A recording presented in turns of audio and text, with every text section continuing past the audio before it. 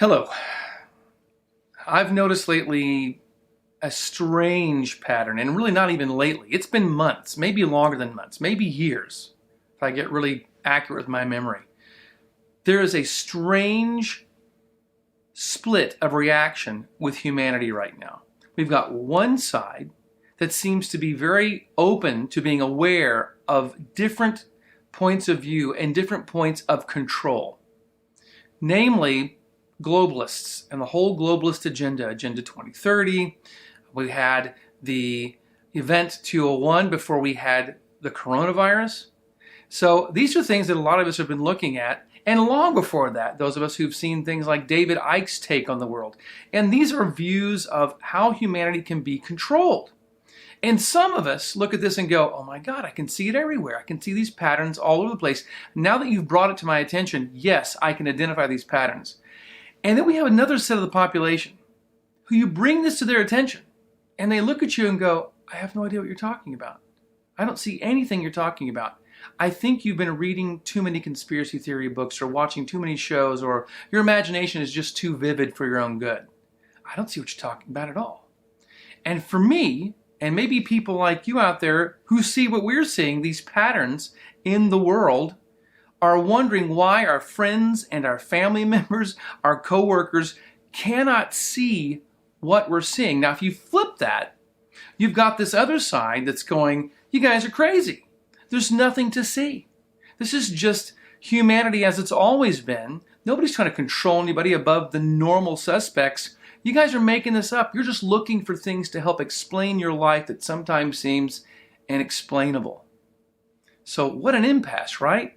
But my question really is, what is this difference? What is this mind virus that seems to be infecting half the population? And no matter how much you shake them, you cannot get them to wake up.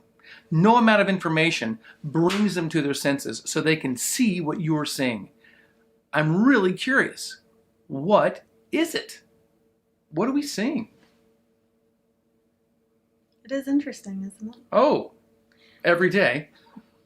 Well, let's take you back to when you had your divorce. Okay. Okay. Or let's take you back before that. Yeah. Do you remember what you were like during that time period? In a constant state of shock and withdrawal and just shut down.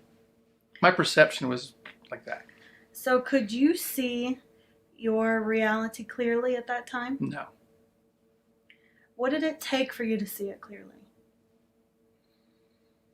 It took a lot of literal and figurative slaps in the face to go, whoa. And it was stages of perception gained. It wasn't all at once. It wasn't like, bam, oh, now I'm seeing it all clearly. It was a step, and then a step, and then maybe a jump. But in particular, what are those steps? For people curious, what happened to you that jolted you into awareness? Well, I started studying with someone, a teacher, who helped bring things to my attention. To go, are you seeing this within yourself? No, but I am now. Or no, I need to go away and think about that and then see it. That helped a lot. I started hanging around new people who were also good at bringing things to my attention. And it's like being in their presence helped to wake me up. Just being around them helped to wake me up. So my most influential people in my life changed.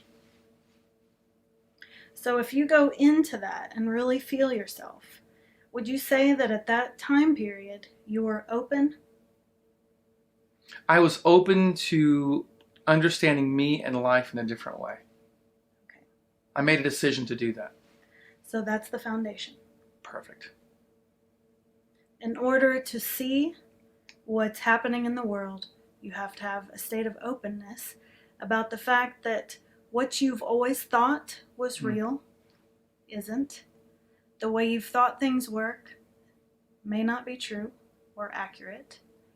Who you are in relation to all of that might be an entire illusion or at least a partial illusion. And there's got to be a willingness to understand yourself in a different light. There's also have to be a willingness to admit, I was wrong. So do you think that it's possible to have an entire perception shift if you're completely unwilling to be wrong? No, you'll keep all your filters in place that you're using that are holding you in that way of looking at the world and yourself. You won't budge. So here's another question. Mm-hmm.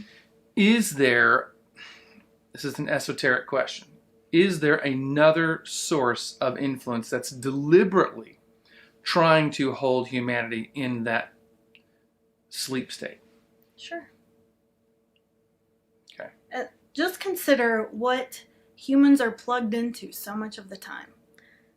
Your phones, your computers, your televisions. Yes? Mm-hmm. It's true. For generations now. So why don't you tell us about frequency? Why don't you tell us for a second about frequency medicine? Can you correct an imbalance in the body through frequency? Sure. Mm-hmm. You can change that frequency pattern inside the person by entrainment, number one. You bathe them, you include them, you bring them into a constant state of being that they're not currently in, that's healthier. And if it's more powerful, especially than they are, they will then entrain to it and start to synchronize with that, in that pattern of influence. Well, with that understanding, it's very easy to think about the fact that when you are constantly plugged into frequency sets through your phones, through your televisions, that you are in training to whatever that information set is. Sure. And so what if the people behind that information set have a specific agenda or purpose with whatever they're offering? And what if it's more than what you think you're seeing? So in the past, we had a thing called, subliminal messaging. Exactly. You know, you'd sit there in the theater, and before the movie would start, you'd have your little previews and stuff. And they found that when we had celluloid, right, reel to reel, they were going in there and splicing in little segments like, go get a Coke, go get popcorn, you're hungry. And your consciousness wouldn't catch it. But your unconscious mind was picking up on that, and you go, I think I'm going to grab a Coke and some popcorn before the movie starts. I didn't think I wanted that, but I think I'm going to do it. And so that was deliberately put there to sway the people in the theater to go buy concessions, because that's where the profit was.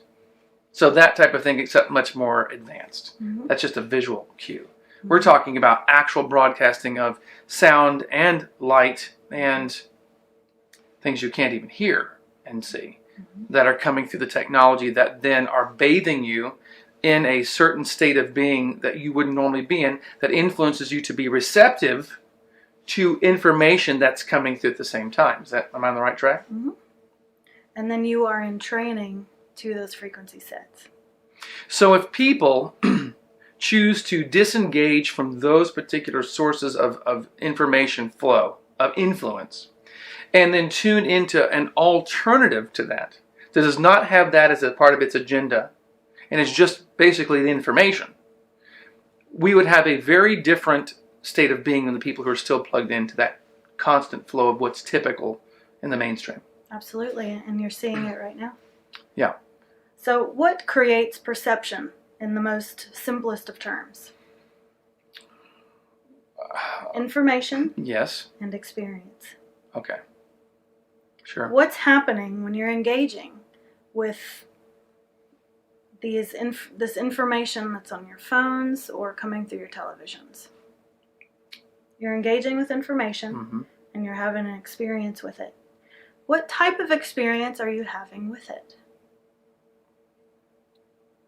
We are having all kinds of things. You're having information, you're having emotions. Bingo, you're having an emotional experience.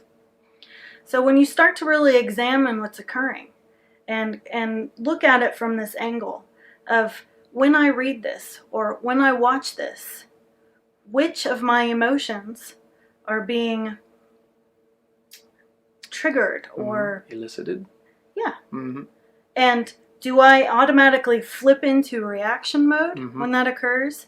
Do I allow the emotion to consume me and my logical thinking and my receptiveness to my own comparing and contrasting, do I lose that ability? Do I become completely emotionally involved and think from that space? What you'll find is the answer is often yes. Sure. So what kind of emotions are being manipulated through a lot of what people are plugging into? A lot of it's fear, and a lot of it then is anger. Yeah. And then a sense of loss. Mm-hmm. So when I work on people lately, what I notice, and within myself, those are the three primaries. Fear, anger, and a sense of loss. Yeah. So it's deliberate, and it's highly manipulative, and it's working on a large scale.